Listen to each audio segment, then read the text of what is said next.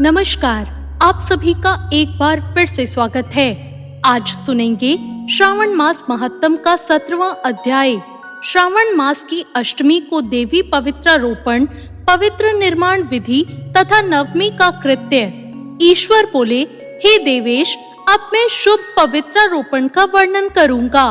सप्तमी तिथि को अधिवासन करके अष्टमी तिथि को पवित्र को अर्पण करना चाहिए। जो पवित्रक बनवाता है उसके पुण्य को सुनिए। सभी प्रकार के यज्ञ, व्रत तथा दान करने और सभी तीर्थों में स्नान करने का फल मनुष्य को केवल पवित्र धारण करने से प्राप्त हो जाता है, क्योंकि भगवती शिवा सर्वव्यापिनी है। इस व्रत से मनुष्य धनहीन नहीं होता, उसे दुख पीड़ा तथा व्याधियां नहीं होती, उसे शत्रुओं से होने वाला भय नहीं होता और वह कभी भी किसी ग्रहों से पीड़ित नहीं रहता। इससे छोटे बड़े सभी कार्य सिद्ध हो जाते हैं। हे वत्स, मनुष्य तथा राजाओं के विशेष करके स्त्रियों के पुण्य की वृद्धि के लिए इससे श्रेष्ठ अन्य कोई व्रत नहीं है। हे तात, सौभाग्य प्रदान करने वाले इस व्रत को मैंने आपके प्रति स्नेह के कारण बताया है।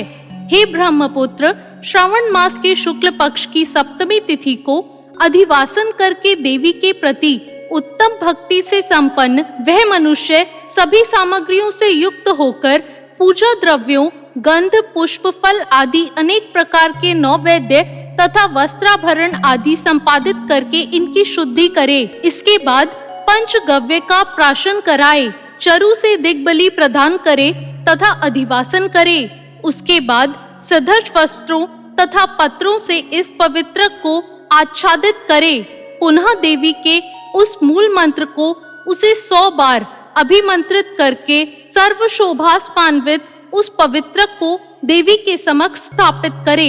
इसके बाद देवी का मंडप बनाकर रात्रि में जागरण करे और नट नर्तक तथा वारांगनाओं के अनेक विधि कुशल समूह और गाने बजाने तथा नाचने की कला में प्रवीण लोगों को देवी के समक्ष स्थापित करे। उसके बाद प्रातः काल विधिवत स्नान करके पुनः बलि प्रदान करे। इसके बाद विधिवत देवी की पूजा करके स्त्रियों तथा द्विजों को भोजन कराए। पहले देवी को पवित्रक अर्पण करे और अंत में दक्षिणा प्रदान करे। हे वत्स, अपनी सामर्थ्य के अनुसार कार्य सिद्धि करने वाले, उस नियम को धारण करने वाले राजा को प्रयत्न पूर्वक स्त्री के प्रति आसक्त जुआ, आखोट तथा मांस आदि का परित्याग कर देना चाहिए।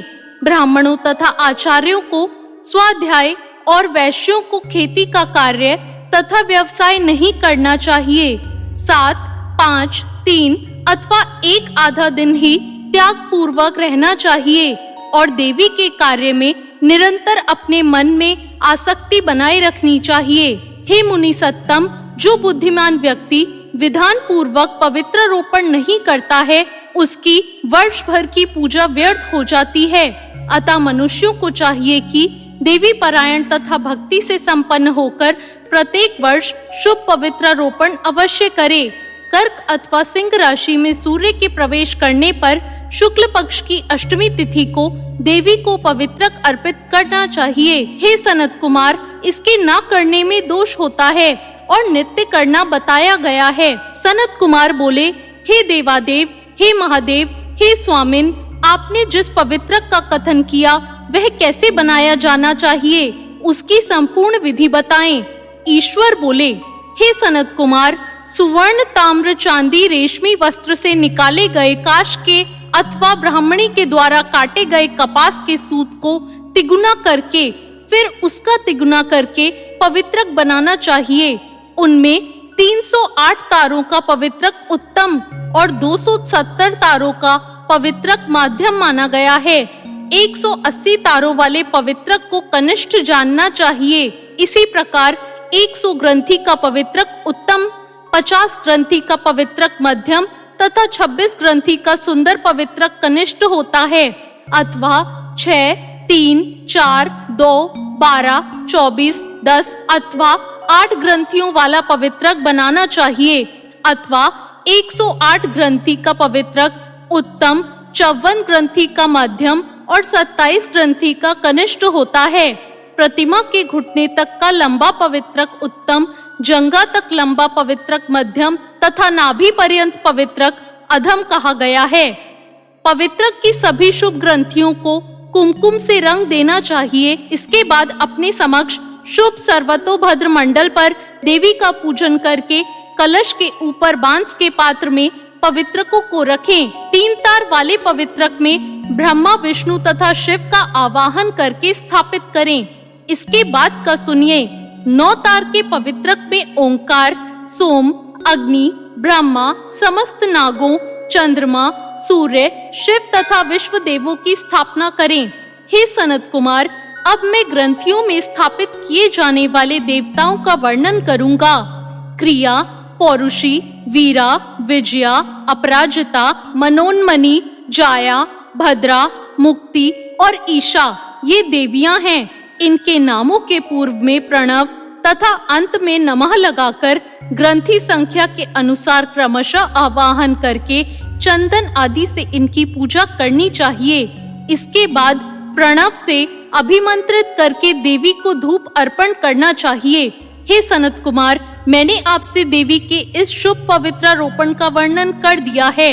इस प्रकार अन्य देवताओं का भी पवित्रारोपण प्रतिपदा आदि तिथियों में करना चाहिए। मैं उन देवताओं को आपको बताता हूँ।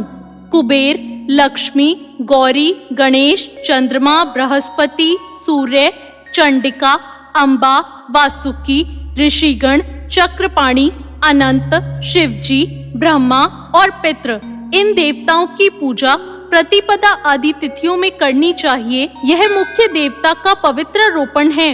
उनके अंग देवता का पवित्रक 3 सूत्रों का होना चाहिए। ईश्वर बोले, हे विपेंद्र, अब मैं श्रावण मास के दोनों पक्षों की 9वीं तिथियों के करणीय कृत्य को बताऊंगा। इस दिन कुमारी नामक दुर्गा की यथाविधि पूजा करनी चाहिए। दोनों पक्षों की 9वीं तिथि के दिन नत व्रत करे और उसमें दुग्ध तथा मधु का आहार ग्रहण करे अथवा उपवास करे। उस दिन कुमारी नामक उन पापनाशिनी दुर्गा चंडिका की चांदी की मूर्ति बनाकर भक्ति पूर्वक सदा उनका अर्चन करे। गंध, चंदन, कनेर के पुष्पों, दशांग धूप और मोदकों से उनका पूजन करे। उसके बाद कुमारी कन्या, स्त्रियों तथा विप्रों को श्रद्धा पूर्वक भोजन कराएं।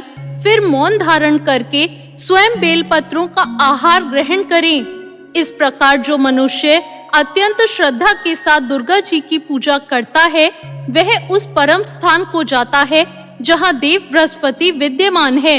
हे विधि नंदन, यह मैंने आपसे 9वीं तिथि का कृत्य कह दिया। यह मनुष्यों के सभी पापों का नाश करने वाला है, सभी संपदाएं प्रदान करने वाला है, पुत्र पौत्र आदि उत्पन्न करने वाला और अंत में उन्हें उत्तम गति प्रदान करने वाला है। इस प्रकार श्री स्कंद पुराण के अंतर्गत सनत कुमार संवाद में श्रावण मास महात्म में अष्टमी तिथि का देवी पवित्रारोपण नाम का अध्याय पूर्ण होता है। तो ये था 17वां अध्याय। आपको ये अध्याय कैसा लगा कमेंट करके जरूर बताएं। वीडियो अच्छी लगी हो तो लाइक करें, चैनल को सब्सक्राइब करें। धन्यवाद।